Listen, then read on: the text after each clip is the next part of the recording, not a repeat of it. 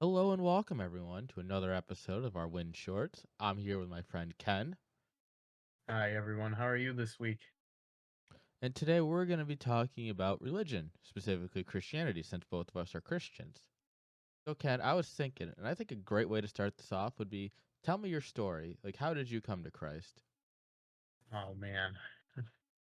That's a little bit of a long story, but we'll go with it.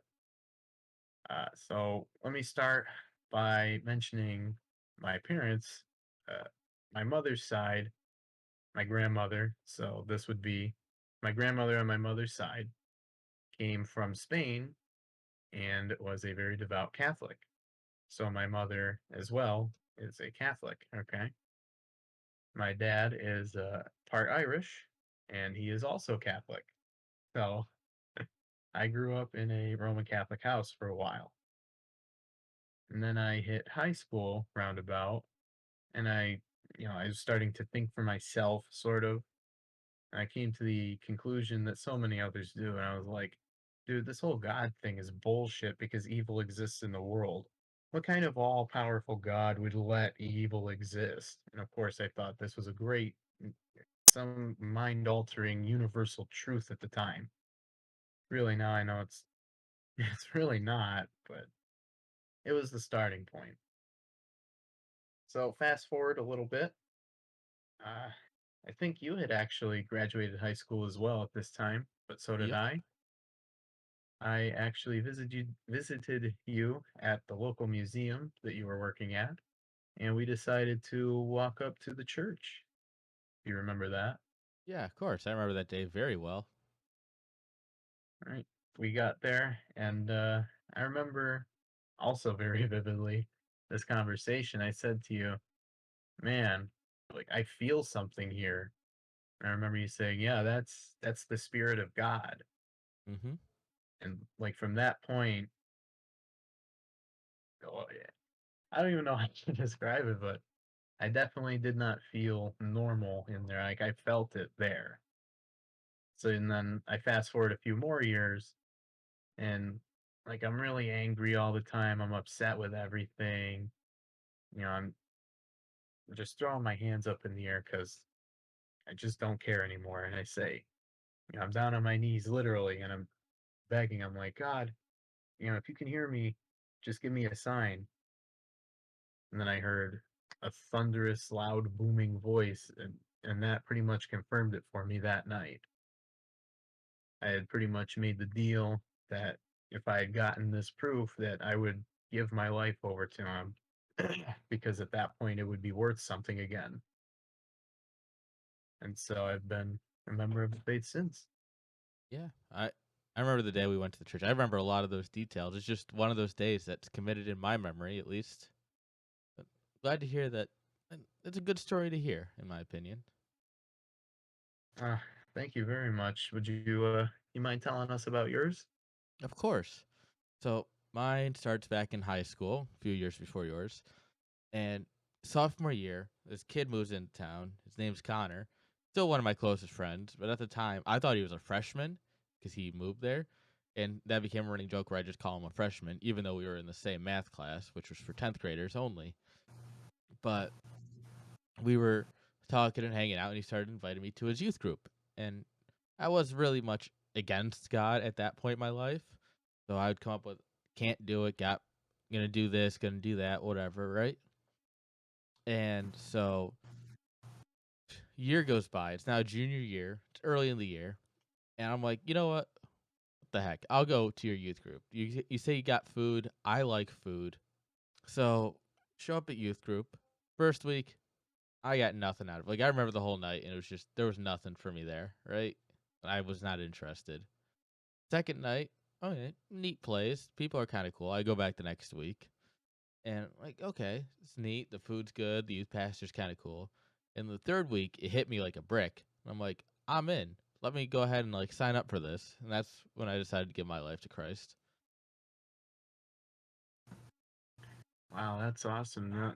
Not everybody can like so accurately pinpoint a moment like that.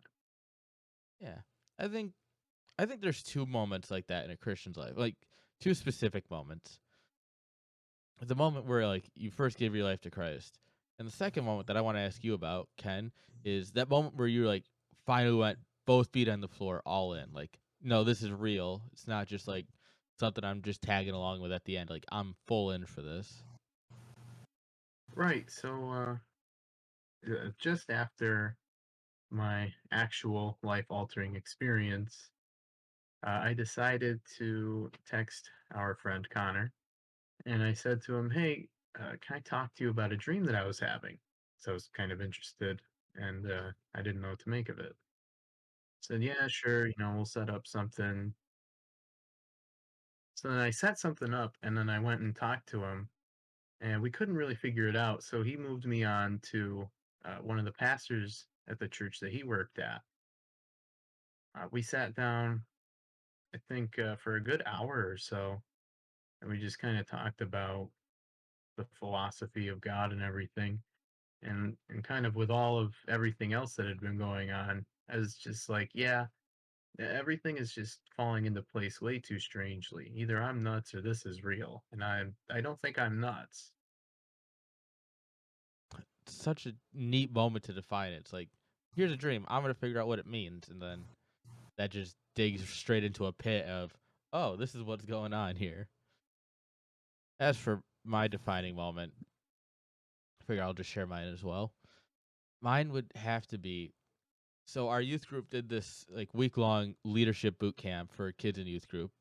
It was like a week of the summer. You go down to one of the other churches in the region, and like you get like a lot of people are pouring into you. You do a lot of classes on leadership. It's a really great thing. Every night there's like huge worship night and a lot of prayer and everything. And I remember this one guy came down to preach for one of the nights, and he was very much like a Baptist, like fire, like people getting thrown across rooms, like the power of the Holy Spirit kind of guy. The power. And he talked about like the fire god, and like his thing would be like he'd say like fire in the name of the Lord, and like you would like collapse or like go flying or something. And so we called him Fire Lord Ozai, which because we're kids and Avatar: The Last Airbender is the greatest show ever invented.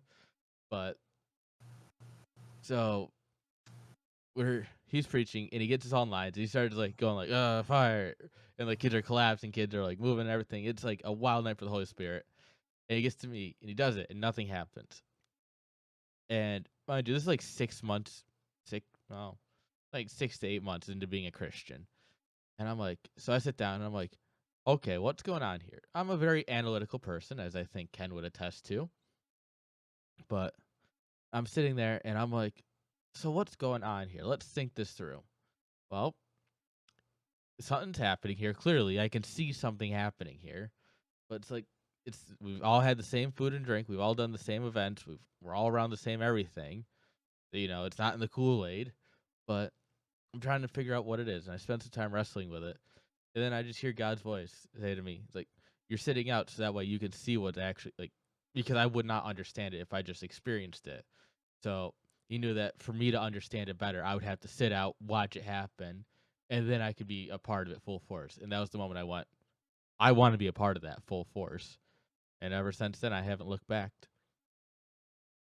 Wow, that's also pretty amazing. Yeah, it was a wild night. But, I just imagine it. well, that'll about do us for this week. Is all we got time for. I hope you all have a great week, and we'll see you next time.